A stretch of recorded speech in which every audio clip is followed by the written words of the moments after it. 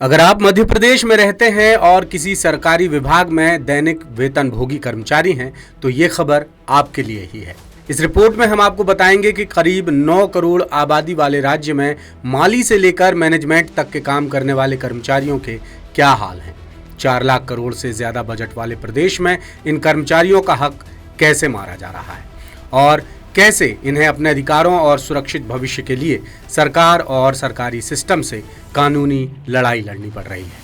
ताज़ा मामला महिला एवं बाल विकास विभाग की अनदेखी और मनमानी से जुड़ा है, जिसके खिलाफ भोपाल की रहने वाली एक कर्मचारी ने अदालत का दरवाजा खटखटाया। याचिकाकर्ता का नाम है श्यामा वर्मा, जिनकी शिकायत है कि उन्हें सीनियरिटी का फायदा नहीं मिला, जिससे उनकी ग्रोथ रुक गई। यही शिकायत लेकर श्यामा ने हाई कोर्ट में याचिका लगाई, जहां से जस्टिस दीपक खोत की सिंगल बेंच ने इंसाफ किया। खास बात यह है कि श्यामा की कानूनी लड़ाई 17 साल बाद अंजाम तक पहुंच पाई है। ये मामला भले ही एक कर्मचारी से जुड़ा है, लेकिन याचिका की सुनवाई में कोर्ट ने जो आदेश दिया है उसका असर श्यामा की तरह हजारों दैनिक वेतनभोगी कर्मचारियों पर पड़ेगा। तो चलिए शुरू करते हैं आज की सीएम हेल्पलाइन यानी कॉमन मैन हेल्पलाइन और बताते हैं पूरा मामला। कोर्ट में लगी याचिका के मुताबिक श्यामा वर्मा को 1990 में महिला एवं बाल विकास विभाग के तहत इंटीग्रेटेड चाइल्ड डेवलपमेंट सर्विसेज में दैनिक वेतनभोगी कर्मचारी के तौर पर नियुक्ति मिली थी, जहां वो असिस्टेंट ग्रेड 3 कर्मचारी हैं। बकौल याचिकाकर्ता विभाग ने नियमों की अनदेखी कर उनके साथ नाइंसाफी की है। ये सारा बखेड़ा 2008 से शुरू हुआ, जब उनके नियमितीकरण की बारी आई। विभाग ने उनके जूनियर्स को रेगुलर कर दिया यानी फायदा दे दिया, लेकिन उनसे जुड़े आदेश में सीनियरिटी छीनने की शर्त जोड़ दी। जिन कर्मचारियों को रेगुलर किया गया वो श्यामा की ज्वाइनिंग के 2 साल बाद नियुक्त हुए हैं। ऐसे में उन्हें रेगुलर करना जाहिर तौर पर नियमों की अवहेलना है।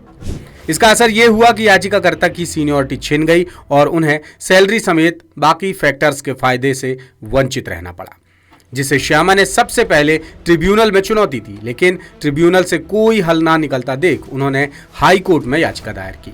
2013 में कोर्ट ने याचिकाकर्ता की अपील को सही माना और शर्त को असंवैधानिक बताकर विभाग से जांच पड़ताल कराने को कहा। कोर्ट के आदेश के बाद विभाग ने जांच समिति बनाई, जिसने जांच कर याचिकाकर्ता के पक्ष में रिपोर्ट बनाकर विभाग को सौंप दी।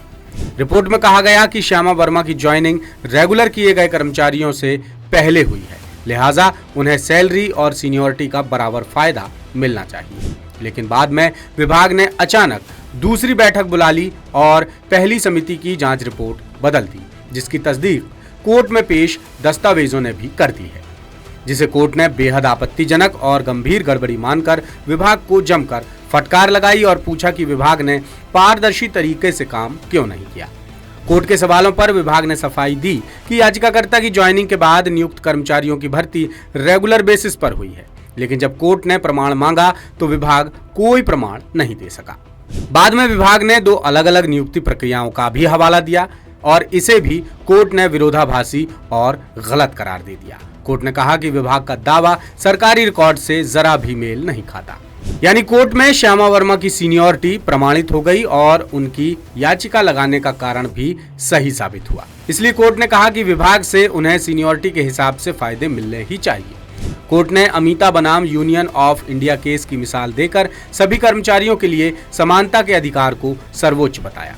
जस्टिस दीपक खोत की सिंगल बेंच ने माना कि श्यामा के साथ नाइंसाफी हुई है और विभाग को आदेश दिया कि याचिकाकर्ता को वरिष्ठता और वेतन दोनों का फायदा दिया जाए।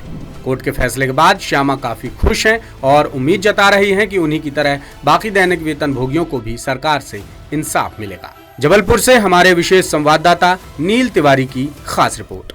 लेटेस्ट, इन्वेस्टिगेटिव और इन डेप्थ खबरें देखने के लिए ज्वाइन कीजिए द सूत्र का व्हाट्सएप चैनल, सब्सक्राइब कीजिए यूट्यूब चैनल, लाइक कीजिए फेसबुक पेज और पढ़ते रहिए www.dasootra.com।